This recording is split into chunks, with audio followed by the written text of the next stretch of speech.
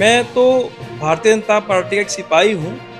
मेरा फ़र्ज़ बनता है कि आम जन तक उनकी जो नीतियाँ हैं, जो जन लाभ की नीतियाँ, उन नीतियों को आम जन तक पहुँचाने का मेरा फ़र्ज़ है। मैं पहुँचाता हूँ और हर गाँव-गाँव में हम जाकर के कैंप लगाते हैं सर। देखिए, जब कोई भी चीज़ आगे बढ़ती है, तो परेशानियाँ आना तो लाज़मी है। भैंसवाड़ गाँव में बावड़े पाने के अंदर 1 नवंबर को सुबह 10 बजे आप सभी लोग आमंत्रित हैं और हम सब मिलकर के इस जन्म दिवस को मनाएंगे और आप अपने बेटे और भाई को वहां पर आकर के आशीर्वाद दें। नमस्कार साथियों, आप देख रहे हैं जगत महान न्यूज और मैं हूं आपके साथ तेजवीर सिंह। साथियों, जगत महान न्यूज की टीम पूरे हरियाणा में अलग अलग विधानसभा और लोकसभा क्षेत्र में जाकर वहां के नेताओं से आपको रूबरू करवाती आई है। आज भी हमारी टीम पहुंची है सोनीपत लोकसभा क्षेत्र में।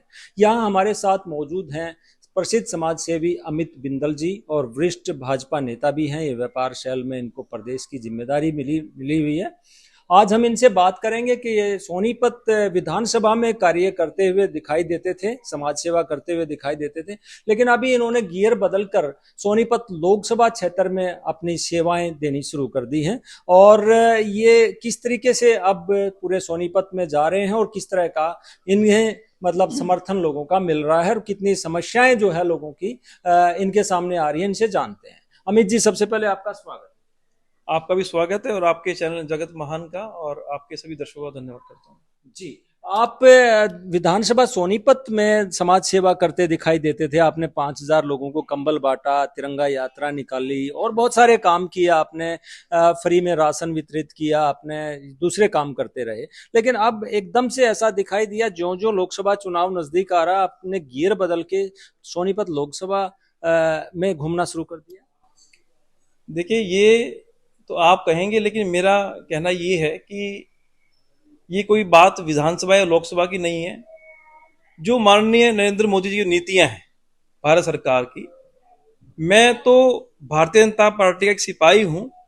मेरा फर्ज बनता है कि आम जन तक उनकी जो नीतियां हैं, जो जन लाभ की नीतियां, उन नीतियों को आम जन तक पहुंचाने का मेरा फर्ज है। मैं पहुंचाता हूं। जी, हमारा उद्देश्य है संगठित परिवार। आपने ये अभियान चलाया और अब आपने एक अभियान चलाया हुआ है कि हर व्यक्ति को जो जिसका आयुष्मान कार्ड नहीं बना है या दूसरी चीजें जो सरकार से अंत्योदय के माध्यम से दी जा रही हैं, उनको जन जन तक पहुंचाने का एक अभियान आपने शुरू कर दिया है। तो इसमें किस तरह का रिस्पॉन्स आ रहा है आप? बिल्कुल सही कहा आपने। हम लोग हर गांव-गांव में जाकर के, हमारी टीम सबका सहयोग लेकर के, हमारी एक ट्रस्ट भी है, जन सेवक वेलफेयर सोसाइटी, जिसके माध्यम से हम हर गांव में जाकर के, या फैमिली आईडी की बात करें, या आयुष्मान कार्ड की बात करें, या राशन कार्ड की बात करें, कहीं ना कहीं जिस हम गांव में अब जैसे हम जा रहे हैं तो परेशानियां सामने आ रही हैं। उन परेशानियों को, समस्याओं को देखते हुए, क्योंकि हर गरीब आदमी गांव से शहर में नहीं आ सकता, अपनी दिहाड़ी छोड़ करके वो भाड़ा लगा करके शहर में जाता है और उसके बाद भी कोई श्योरिटी या गारंटी नहीं होती कि काम उसका हो पाएगा या नहीं हो पाएगा। तब जाकर के हमने फैसला लिया, माननीय नरेंद्र मोदी जी की हमारी जो नीतियां हैं आम जन लाभ के लिए, उन नीतियों को हम इस संस्था के माध्यम, इस ट्रस्ट के माध्यम से आम जन तक पहुंचाएंगे और हर गांव-गांव में हम जाकर के कैंप लगाते हैं इस तरह के।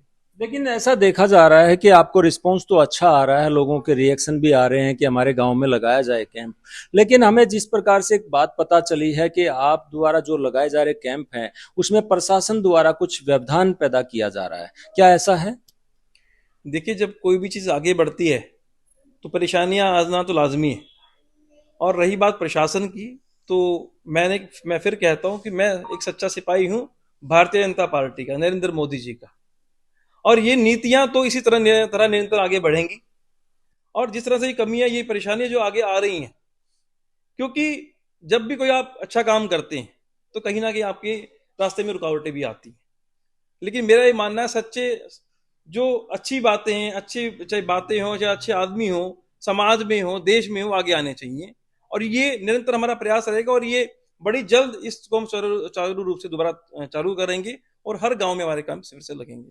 मुख्यमंत्री अंत्योदय की बात करते हैं कि आखिरी व्यक्ति तक जो है सरकार की योजनाओं का लाभ पहुंचे। आपने उसी नब्ज को पकड़ लिया और उसी नब्ज को पकड़कर आप गांव-गांव घूम रहे हैं। आप व्यापारी व्यक्ति थे लेकिन आज गांव-गांव घूम रहे हैं, तो कैसा मतलब समर्थन, कैसा प्यार लोगों का और कैसा गुस्सा सरकार के प्रति? आजकल तो आप ऐसे गढ़ में घूम रहे हैं ये जहां पर कांग्रेस की मतलब काफी पकड़ दिखाई देती है, दूसरी पार्टी इनेलो की पकड़ दिखाई देती है। आप उस क्षेत्र में जाके आजकल अपना ये कार्य कर रहे हैं, किस तरह का व्यवहार लोगों का देखने को? देखिए, माननीय नरेंद्र मोदी जी की जो नीतियां हैं और हमारे मुख्यमंत्री हरियाणा के खट्टर जी, उनकी जो नीतियां हैं आम जन के लिए, कुछ प्रशासन के कुछ विभाग के अधिकारी अंदर खाते ये सोच रहे हैं कि नीति आम जन तक ना पहुंचे, तो मैं फिर से वादा करता हूं कि अमित बिंदल रुकने वाला नहीं है। कोशिश आप करो लाख, लेकिन रुकूंगा मैं नहीं। मैं भी पक्का इस मैंने ठान लिया कि नीति आम जन तक पहुंचेगी।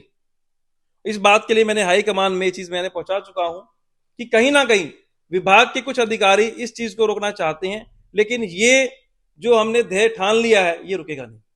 जी, आप लगातार जो है अपना जन्मदिन जो है प्रधानमंत्री मोदी जैसे सेना के बीच में मनाते हैं या दूसरी ऐसी चीज़ों ऐसी जगह पे जाके मनाते हैं, तो आप उनसे प्रेरित होकर अपना जन्मदिन जो है सोनीपत लोकसभा की जनता के बीच में मनाते रहे हैं। अब की बार जो है आपका फिर से 1 नवंबर को हरियाणा दिवस भी है, हरियाणा का भी जन्मदिन है और आपका भी जन्मदिन उसी दिन है शायद। तो अब की बार कहाँ आप ये सेलिब्रेट करेंगे, किन लोगों के साथ? देखिए, पूरी सोनीपत लोकसभा ही मेरा घर है और अब की बार हम लोग अपने जन्मदिन को 1 नवंबर को, आपके बेटे का, आपके भाई का जन्मदिन भी है और पूरी हरियाणा का जन्मदिन भी है।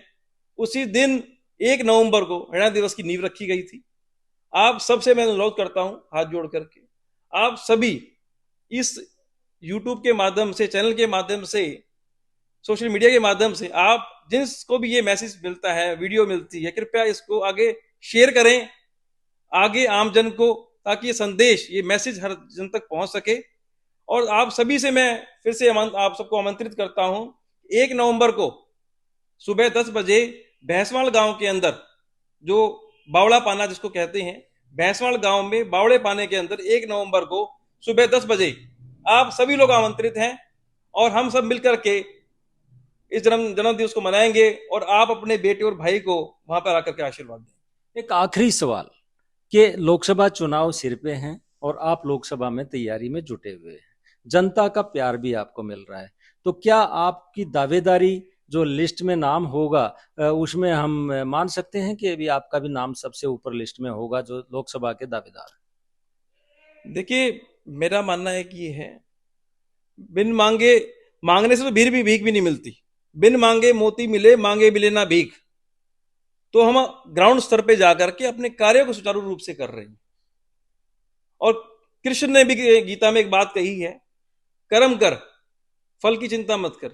अगर आप सब कुछ ही आज सोच लेंगे कि मैं ये करूंगा, मैं वो करूंगा, मुझे मिलना चाहिए, आज हम कर्म कर रहे हैं और फल भविष्य में अच्छे आदमी को, अच्छी सोच को बिल्कुल मिलेगा आने वाले वक्त के अंदर।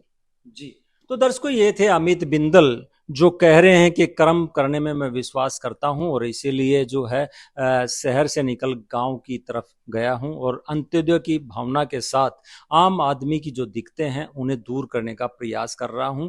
ये तो समय बताएगा कि पार्टी किसे टिकट देगी, लेकिन ये अभी अपनी सेवा में लगे हुए हैं। 1 तारीख के लिए इन्होंने आम जन को भी इन्वाइट किया है, जरूर पहुंचें और इनके जन्मदिन पर इन्हें शुभकामनाएं भी आप लोग जरूर दें। जगत महान न्यूज के लिए सोनीपत से तेजवीर सिंह, नमस्कार।